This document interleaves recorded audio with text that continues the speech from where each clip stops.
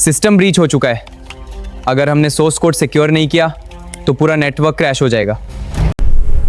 अली, ये सिर्फ ग्लिच नहीं है, ये एक डायरेक्टेड अटैक है. किसी ने हमें ट्रैक कर लिया है. ड्रोन डिफेंस एक्टिव है, लेकिन सिग्नल स्ट्रेंथ कम हो रही है. फोकस करो, हमारे पास सिर्फ 6-8 सेकंड्स है. ये फाइल्स, ये तो गवर्नमेंट डेटाबेस से लिंक्ड है. कोई बिल्डिंग के नीचे पहुंच गया है, हमें निकलना होगा.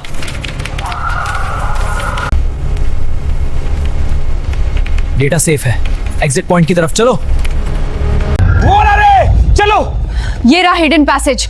जल्दी, उनकी फुटस्टेप सुनाई दे रहे हैं. हमें अब वापस नहीं जाना, ये बात यही खत्म नहीं होगी. अब खेल हमारी मर्जी से चलेगा. अगला कदम क्या है?